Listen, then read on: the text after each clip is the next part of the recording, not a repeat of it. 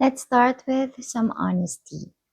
When most people hear the phrase sustainable development, one of three things happens. They either tune out because it sounds like a UN conference from 2005, they feel guilty because they think they're not doing enough, or they assume it's something governments and corporations should handle by themselves and not them. In 2026, all three reactions are understandable, and all three are incomplete. Sustainable development isn't dead, it's just misunderstood. Somewhere along the way, we turned it into this impossible checklist: eat this, buy that, boycott everything, fix the planet before breakfast. And when people inevitably fail at perfection, they disengage completely. That's the part we need to fix. Because sustainable development at its core was never about individual perfection. It was about balance, long-term thinking, and making sure progress today doesn't quietly destroy tomorrow. And yes, individuals still matter, just not in the way social media makes you think. One of the biggest misunderstandings in 2026 is the idea that sustainable development lives only in small daily habits.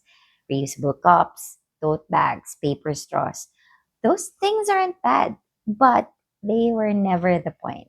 They're just symbols, not systems.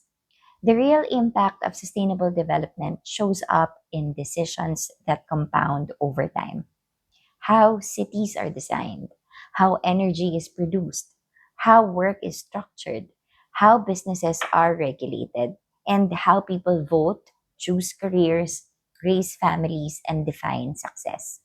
That's where sustainability quietly lives. Another thing people get wrong is thinking sustainable development means sacrifice.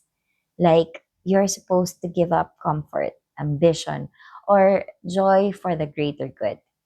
In reality, sustainable development in 2026 is about smarter trade offs.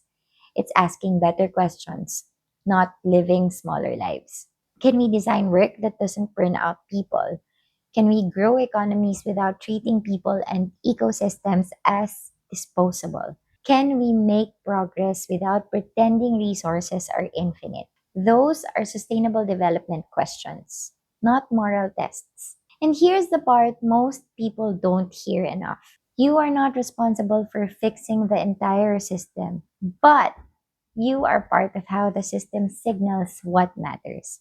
When enough people choose stability over short term gain, markets adjust. When enough people value transparency, companies respond. When enough people prioritize long term thinking in careers, consumption, and leadership, policies follow. This isn't instant. It's not glamorous. And it doesn't trend well on social media, but it works. In 2026, sustainable development looks less like performative eco actions and more like quiet consistency. It looks like choosing durability over disposability, not because it's trendy, but because replacing things less often simply makes sense. Buying fewer things that last longer, designing systems that don't need constant fixing, building habits that can survive real life, not just good intentions. It looks like choosing skills over shortcuts, investing in knowledge, capability, and problem solving instead of chasing quick wins that collapse later, whether that's in work, in leadership, or in how we respond to complex issues. Sustainable development favors people who are willing to learn, adapt, and improve over time. It looks like collaboration over outrage, less performative anger, more collective effort, less calling people out for being imperfect, more pulling people in to do better. Progress rarely comes from shouting the loudest. It comes from aligning incentives, sharing responsibility, and staying in the conversation even when it's uncomfortable. And it looks like patience over panic, understanding that meaningful change doesn't happen overnight, and that reacting emotionally to every headline burns people out faster than it fixes anything. Sustainable development is long term by nature. It rewards those who can think in years, not in news cycles. This is the shift people underestimate. Sustainability isn't louder in 2026. It is steadier. And that steadiness is exactly what makes it powerful. You don't need to research every brand. You don't need to carry the emotional weight of every global crisis. And you definitely don't need to turn sustainability into your entire personality. What matters is alignment between your values and your choices, between your work and the future you are contributing to, whether intentionally or not. Sustainable development is not about being the most eco conscious person in the room.